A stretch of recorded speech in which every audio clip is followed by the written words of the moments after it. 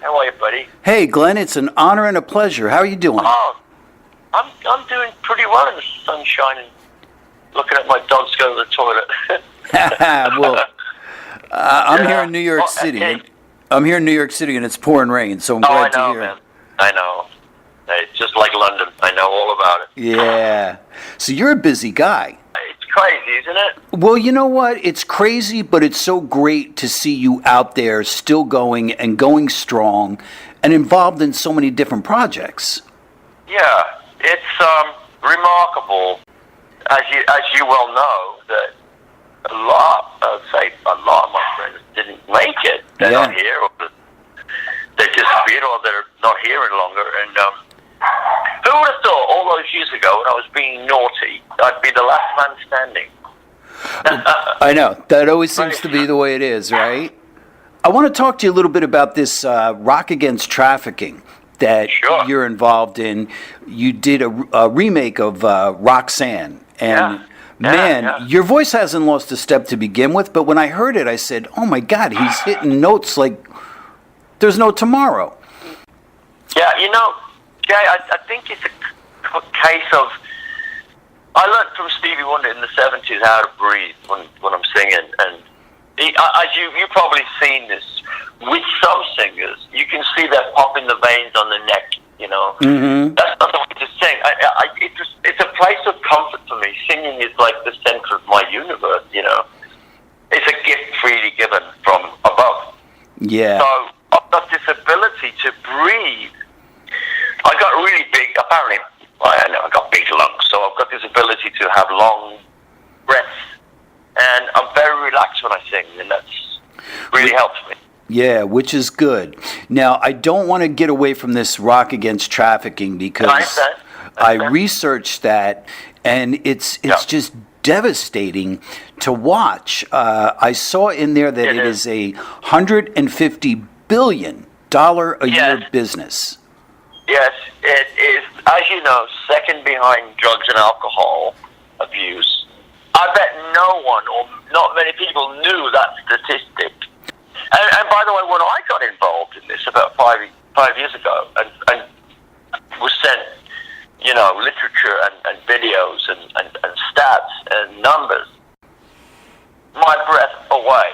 Because, Jay, can you imagine someone coming into your house, day or night, taking a sibling, and they're gone? To unthinkable, unimaginable things. Right. You can't get your head. You can't get your head for these devious, evil people for child slavery and human trafficking. It blows my mind. And you're right, because I had a hard time getting my head around it. You know, and I have two daughters.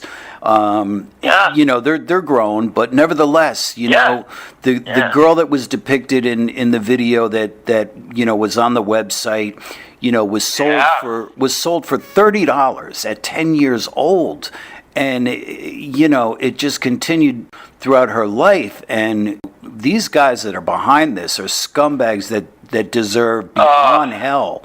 You know, this goes on, as you know, Jay, all over the world. My job is to obviously be a part of this project to do my work. But my on the backside of it, I freely and gladly go anywhere I can to educate people. You know, that's what I like to do. Education is very important to me. Now, let me ask you, has there been any headway in slowing this down at all? No. No, it's such a devious thing, and it's like the governments don't seem to talk about it that much, as you know. It's something that's not mentioned, and it's not right. You know, we have to take a look at this.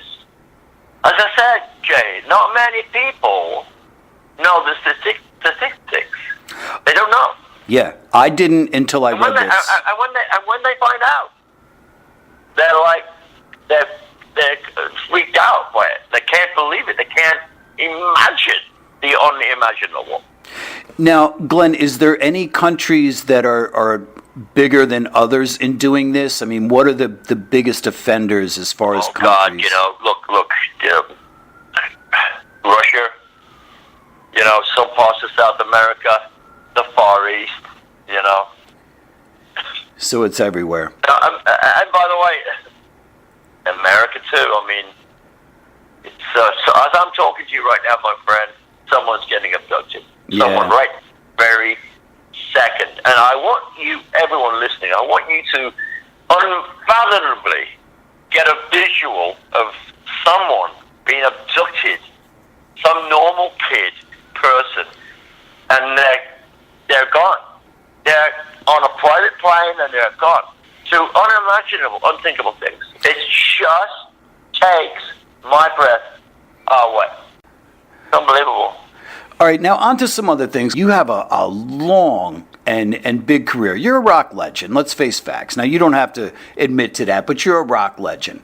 I'm a Hall of Famer. I know you are. I love it. Isn't that great? Let me ask you, how much room did it take up for all of Deep Purple to all sit there at the Hall of Fame? Oh, it was great.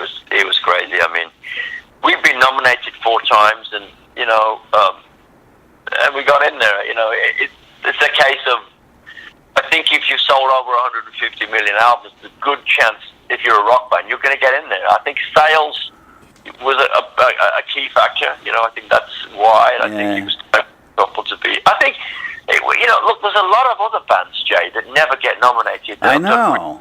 You know, those guys, Judas Priest, are good friends of mine. They didn't get but they'll get in because, you know, it takes a couple of years to get in. But yeah. Yeah, there seems to be no rhyme or reason to it, but I was glad to see Deep Purple get in. I was glad to see that you guys all went and were getting on. I mean, you know, I grew up on Deep Purple. It was one of the first bands I got into. Let's fast forward. When you did Black Country Communion, I was blown away. Thank you. Those were some badass albums. Now, correct me if I'm wrong. Bro. You're welcome. The reason that it actually stopped for a couple of years was because of scheduling conflicts with Joe Bonamassa? Yeah, it was. I want to touch on that because everybody asks me. You have to try and understand me when I say this to you. One of the guys, Joe Bonamassa, is very, very busy. Got a great solo career, and you know he books a year in advance. And for me, you know, I wanted to play as much as possible with Black Country Communion and play with my own band and da-da-da-da. But it never could work out because of other people's schedules. So I just thought, it's time to walk away and, you know, just take a pause. And that's what we did. And when we came back together in last year, and it was magnificent. It was when Joe came to my studio to write, I said, I can't really go in the studio unless the songs are epic, you know, on this album. Mm-hmm. It would be silly not to create something wonderful. So we got our heads down and we came up with all these beautiful songs, and it's really worked magic. Yeah, it's good. As soon as the first single, Collide, was released, I said, okay, here we go. This sounds really good. They haven't lost a step. Thank you. You know, those are some hard rockin' albums. I love that stuff, man. In between, you did California Breed. Yeah, I did, yeah. Glenn, that is a phenomenal record. It is a great album. It's a truly magnificent piece of work. Now, correct me if I'm wrong, you only did 2 shows in L.A. and here in New York City. No, we did more. Actually, you did we more. went on the road with Slash. You obviously in the early summer in June of 14, we did those Gramercy Theatre, and we did the Whiskey, and then we in the end of the year we went out for a full European and American tour. You know, I was at the Gramercy. Were you there? I was there. Yeah. And let me tell you, I got out of a sick bed because I said, I believe it was a Saturday night, and I had a ticket. Yes, it was. And I felt horrible. And I said, right now, they're only playing 2 shows, L.A. and New York. I cannot miss this. So I got got in the shower, and off I went, and I was so happy I did. I love that album. Well, I want to thank you for that. It's a great album. Recorded in Nashville with my friend Dave Cobb, Chris Stapleton's producer. A wonderful producer, and it's a great rock album. You know, when I got sober in One. One. Yeah. I got sober.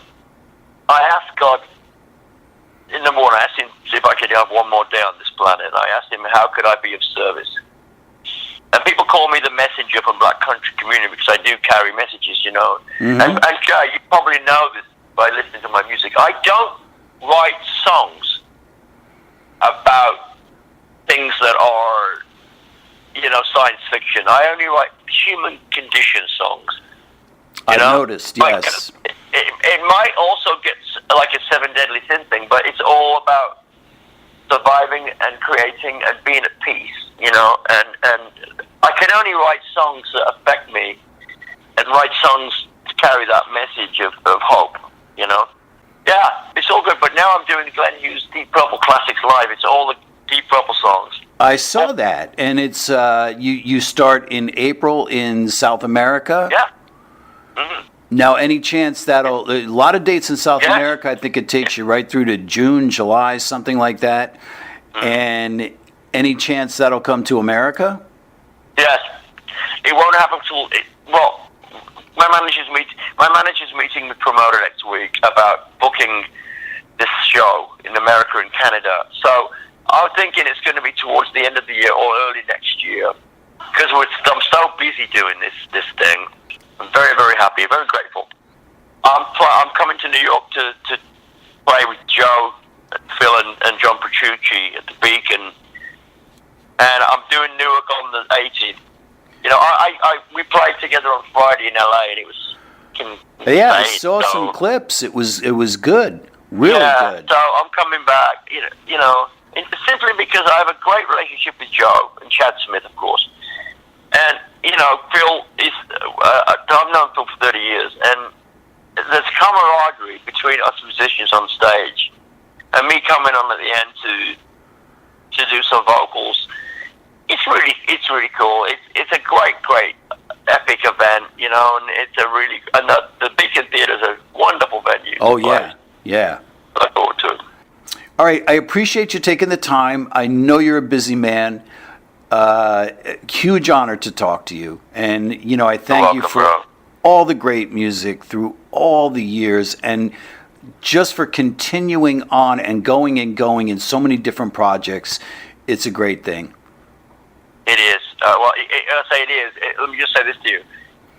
I have lived a crazy life, and I'm sober and clean, and I'm carrying the message. By the way, Jay, I'm always carrying a message. Let's be clear.